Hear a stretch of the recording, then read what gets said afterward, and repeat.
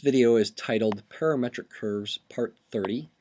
It's Part 9 and hopefully the last part of a sub-series about modeling the trajectory of a ball.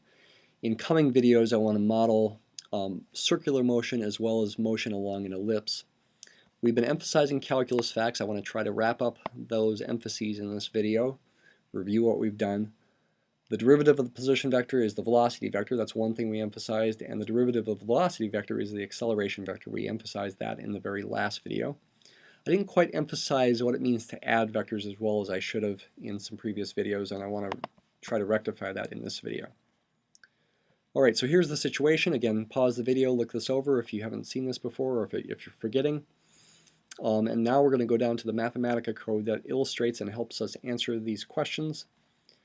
It's this code down here. Quick review of what it does.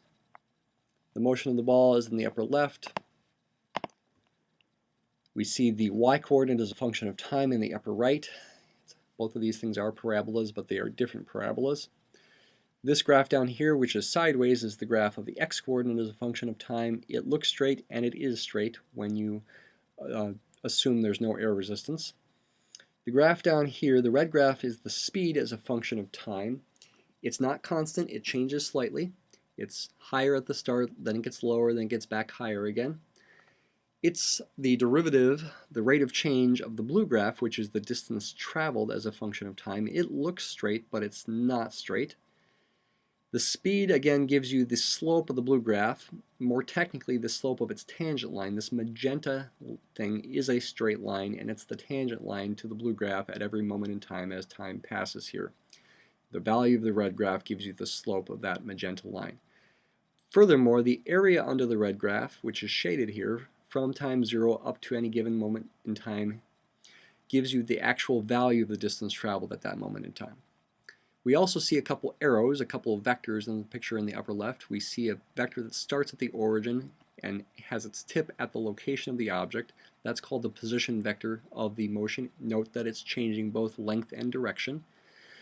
We also have something called the velocity vector, which is attached to the point itself. We put its base there.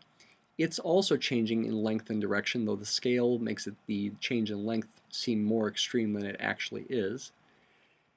We put its base at the location of the object, so its location is also changing, its base. That's kind of irrelevant as far as the vector itself is concerned, but it's important for helping us understand what it means. In the last video, again, we emphasized that the acceleration vector is the derivative of the velocity vector. I can get Mathematica to take that derivative and see what the acceleration vector is. It's a very simple vector in this case. In fact, it's a constant vector. It doesn't really depend on time. The horizontal component is 0 and the vertical component is -9.8. It's a vector that points straight down all the time with the same length all the time. I can add it to the picture by copying and pasting this code. Got the G there, and changing this V to an A. It is traditional to base the acceleration vector at the location of the object as it moves as well. And now we will see that vector in this picture. There it is. It points straight down with the same length. It's irrelevant that it's moving. That what matters as far as its components go is its length and direction. The length and direction both stay constant. Let's also add that acceleration vectors to the close-up of the motion. So I will copy and paste this once again just in case I didn't do it before. We'll move down here and add it to this code so that we get an acceleration vector in this picture. This is a close-up of the motion, and it's actually a more accurate representation of the visual you would see as the ball moves because the scales are now the same. We see the acceleration vector in there. That is still a constant vector pointing straight down with the same length all the time. In fact, the length is 9.8, and the units would be meters per second squared. What's the brown arrow? The brown arrow is the position vector of the object h units of time into the future. H is also thought of as being delta t, change in time. If I let h go to 0, we see that the two position vectors are going closer together in length and direction, and also the tip of the velocity vector and the tip of this position vector h units of time into the future are converging.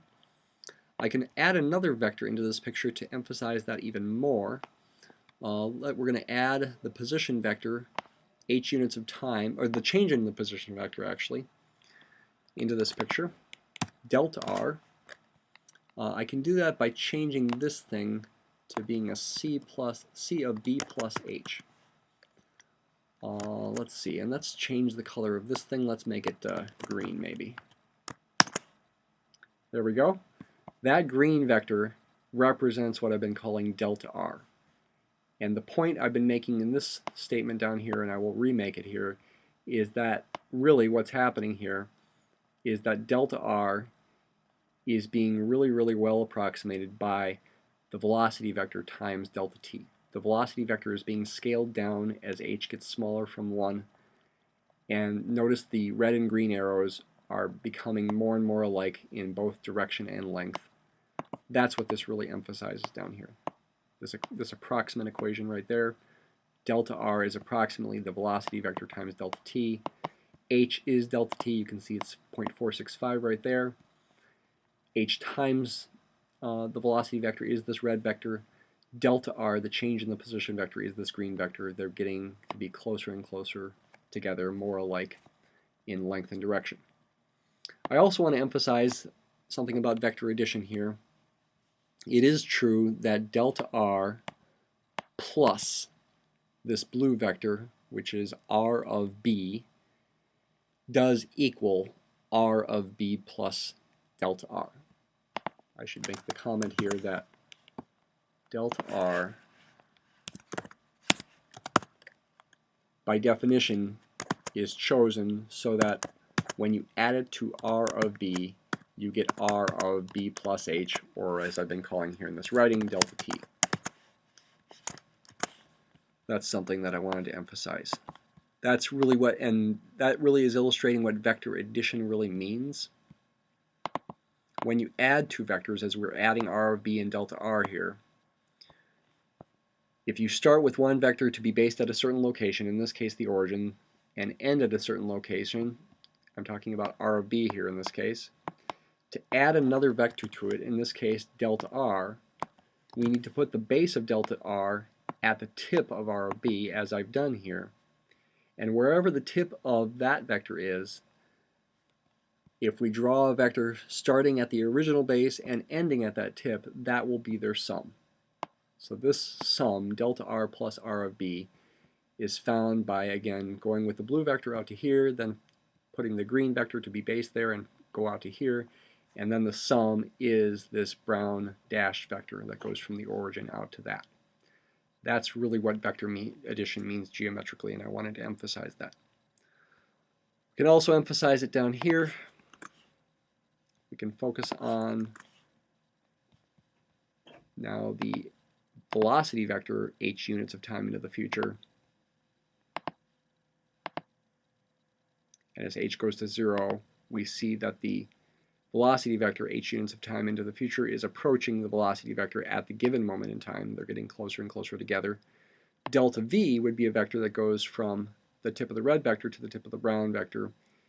And in fact, in this example, it does point exactly straight down, just like the acceleration vector does.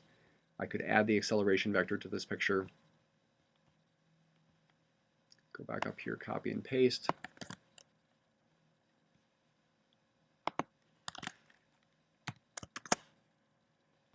The acceleration vector is based at the location of the ball.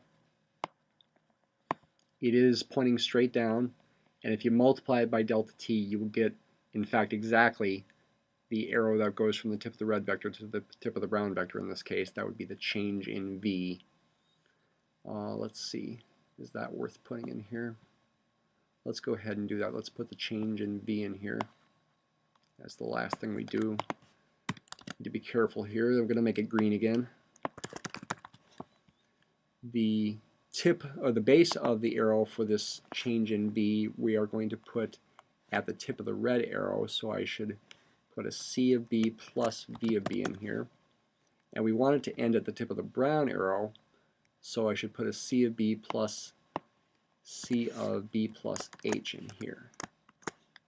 Nope, that's not right. Let's see, c of b, want it to be based at c of b plus c. Okay, I've got that right. This thing is not right. Oh, this should be a v here.